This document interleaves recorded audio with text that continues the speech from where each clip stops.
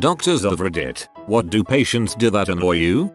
Non-compliance. Oh, you're not feeling any better after the antibiotics? I didn't take them.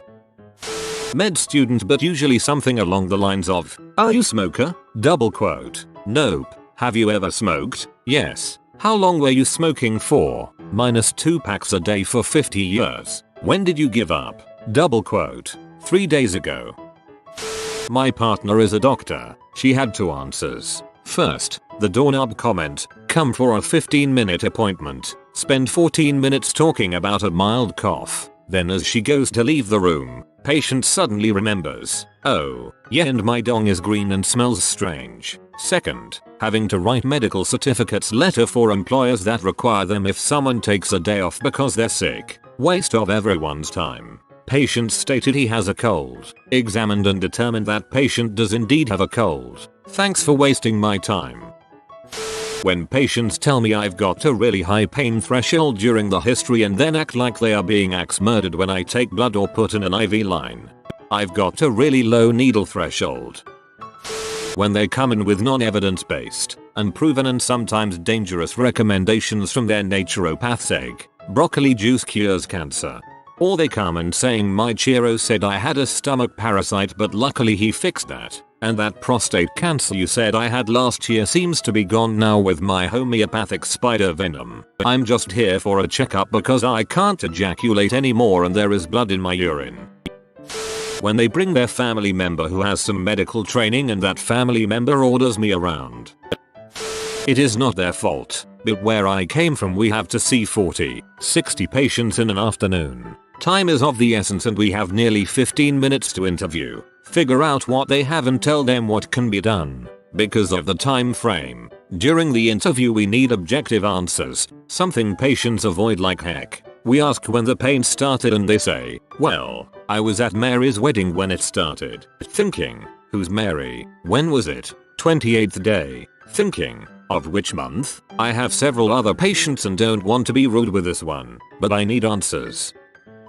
Physical therapist here. When this conversation happens. Patient, you made my back pain worse. Me, oh no. Which home exercise aggravates your pain? Patient, I didn't do them. Me, okay, then what did make your back pain worse? Patient, I have no idea. Me, what did you do yesterday? Patient, well, I felt better after you examined me. So I played golf for 6 hours yesterday, went to roller derby practice, helped 3 friends move, ran a half marathon with no training, and now I feel worse. Me, Fasipum. I've done nothing and I'm all out of ideas. I've offered to refer people to physio, and they've refused because they just give you exercises. Rage.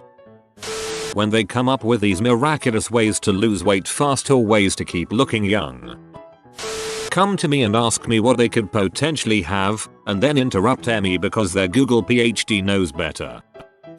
Animal doctor here. I hate when clients bring in their pets for a sick exam and decline all diagnostics and treatments. It's one thing if they're financially in a rough spot, I try to help them out as much as I can. But it's another when they say things like I just don't believe in medicine or I think I can fix this with coconut oil, turmeric, essential oils, crystals, and I don't trust any of your advice. I feel like I've done nothing to help their little friend and I worry about their pet all day. Bonus anger when they want to pay for a toenail trim for $20 and the medicine they've declined is cheaper than that. I've even gotten those when I try to give them a free trim so that I could send home meds.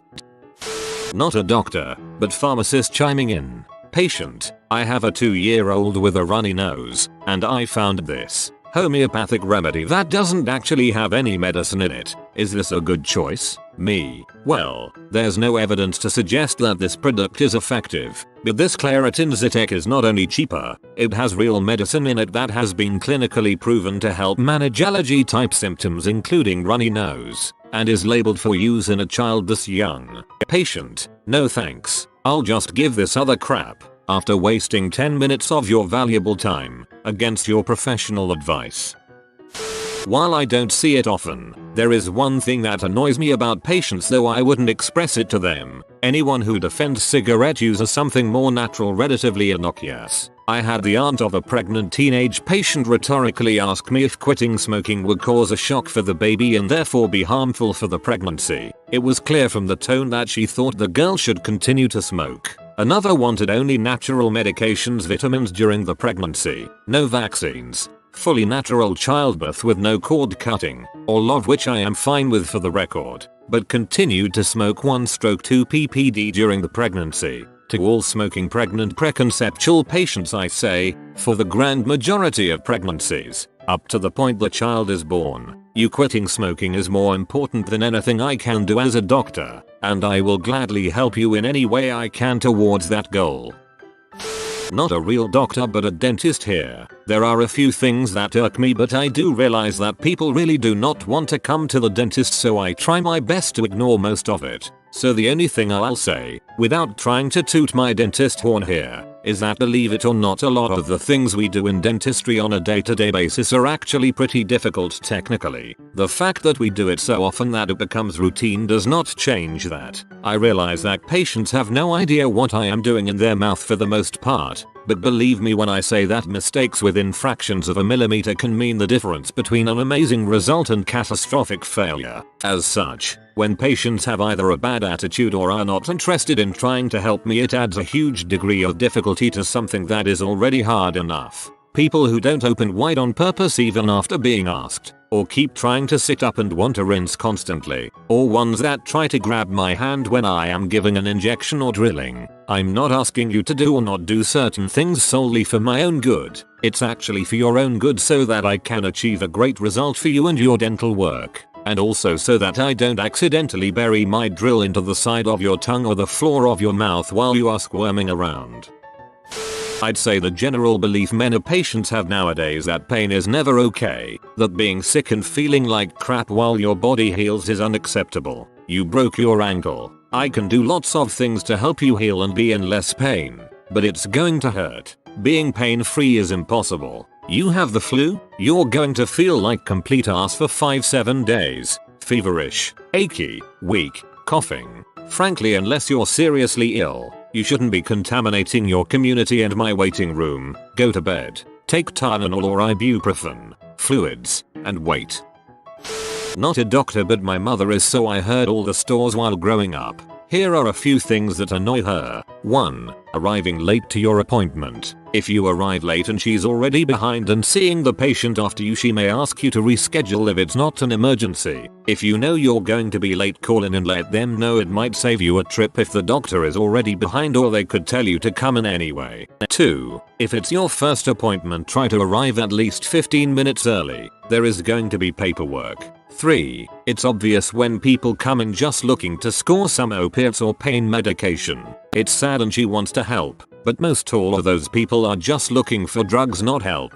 4. If for some reason you do not want a female doctor, you should tell the scheduling people when you make your appointment. It's happened a few times where a man would come in and not allow her to touch him due to religious restrictions. You just waste everyone's time with that. 5. Don't just stop taking your meds because you start to feel better. Oftentimes the meds are what makes you feel better, so if you stop them you will be back to square one. Some meds need to taper down, so it can be dangerous to go cold turkey. 6. If you do not speak English or are calling in for someone who does not know English, please let the staff know when they schedule the appointment. The clinic is required to pay for an interpreter for you. If they show up and cannot communicate, there is not much that can be done. If this is the case, please show up because they have to pay the interpreter even if you don't show up. 7. Pay your bills. The billing department will work with you. If you have a certain number of unpaid bills, you will not be seen. Some guy once hired one of those services that claimed to reduce your medical bills by negotiating for you.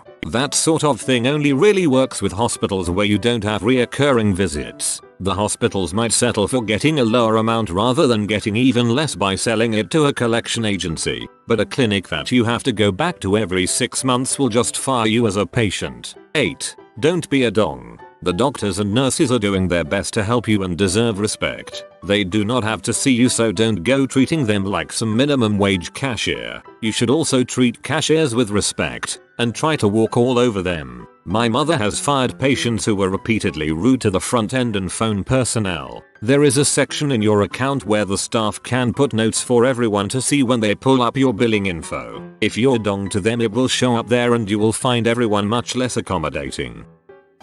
Belittling their GP's family doctors. I'm not a GP, but they don't just deal with colds and gastro. If the GP misses your DVT, you could die. If the GP misses your bowel cancer, you could die. If the GP doesn't treat you for a community-acquired pneumonia, you could die. If the GP doesn't realize that your headache is actually meningitis, you could die or be left with brain damage. And what is there to belittle? GPs in Australia can make at least $35 for 2 minutes of work. That's all it takes to sort out a sick note or a flu shot.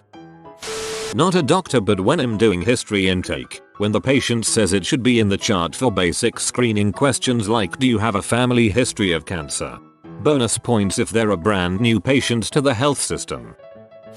Some of my absolute favorite things to hear as a GP. No, you see, I know my body, before diagnosing themselves with the most ridiculously far-fetched affliction they managed to Google. I have a high pain threshold, but before fainting from a hypodermic needle prick, I never, ever run a fever. Or the opposite. No, really. 36.5 degrees Celsius is a very high fever for me. You don't understand. I need this cold to go away as quick as possible, and that's why I really do need antibiotics. Oh, I'm sorry. That's alright then. My bad. Telephone call at 2:30 in the morning. I can't sleep well. Neither can I now. And yes, this actually happens. My personal favorite are patients with lower back pain, demanding investigations for their kidney pain. Must be awesome to be able to diagnose yourself. What do you even need me for? And just for shoots and giggles, here's my real absolute favorite thing a patient has ever told me. My date of birth? How should I know? I never went to school. The biggest thing for me is not being able to provide a useful medical history. Even if you don't know anything about medicine, you should know whether or not you have diabetes, high blood pressure, lupus. Same for medications. Just write down a list and bring it with you. It's amazing how many people can't tell you how long they've had X symptoms, if they've ever had them before, etc. And no, I can't skip the questions and just look in the computer because the electronic records are often incomplete or out of date. I know we ask a ton of questions, but I promise they're important and it's really hard to help you if you can't answer any of them. I stopped taking my medication 3 months ago because my bingo buddy said it doesn't work. No, I didn't tell you because I thought you'd be upset. I want what's best for you. If you're not okay with the treatment, we can talk about it. Also, when said friend comes in and says they only used their daily meds once a week because it didn't work, gee, I wonder why it wasn't life-changing.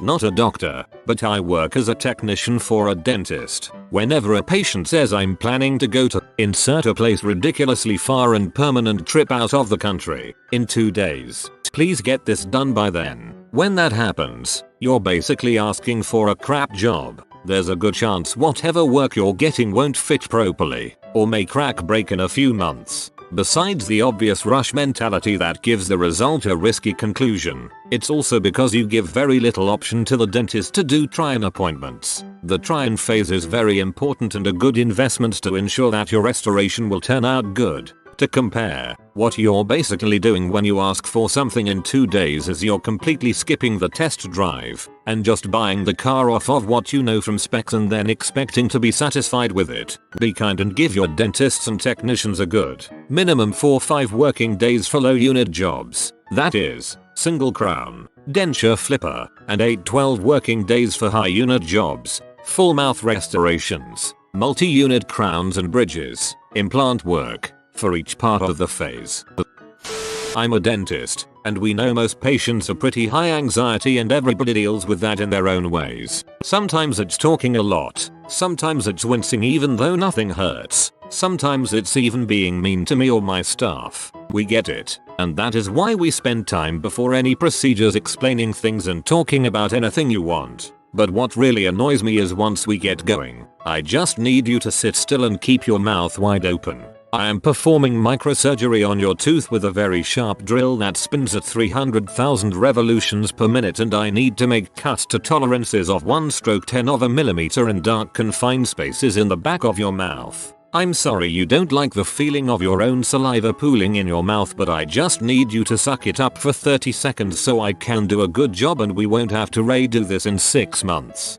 My dad is a dentist. When he was removing my wisdom teeth, my mom was the assistant. I gave him the opposite problem. I was so comfortable with them and drunk on nitrous that I kept asking all kinds of questions. About halfway into the procedure he had to stop and tell me that he appreciated my interest in learning, but could I please just shut up so he could perform surgery.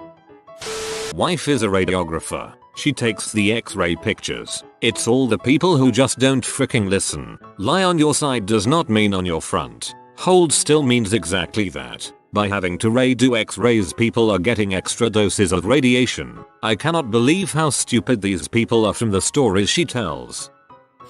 Patients who don't use their screening opportunities. I'm in the UK so it's all free, but so many people don't get their cervical smears, or bowel cancer screening, mammograms, routine STI and HIV checks, not just when you think you might have caught one. It's such a small part of your time and has the potential to save your life.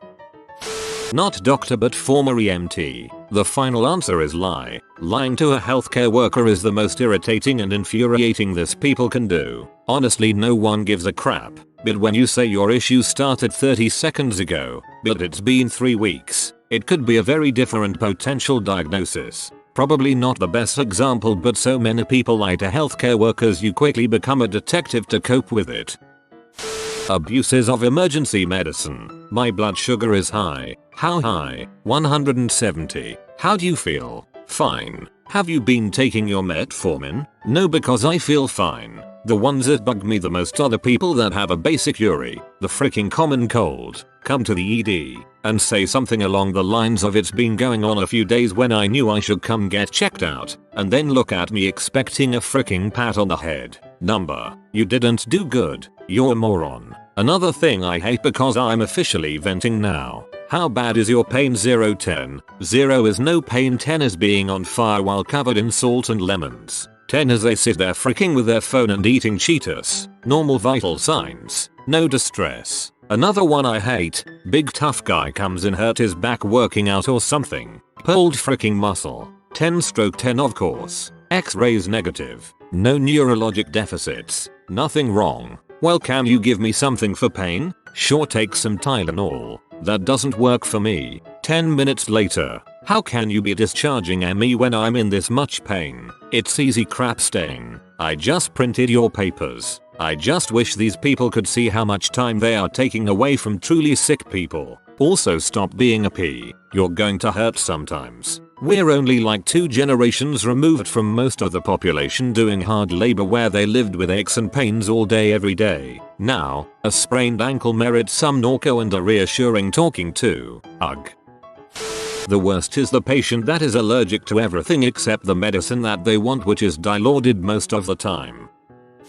You've been visited by the good sleep doggo. Like within the next 4 seconds and you will be blessed with cozy and restful sleeps. If you are new to the channel, you can subscribe. I publish new videos every day. Until then, check another video, or don't. Either way, have a great day, you magnificent people.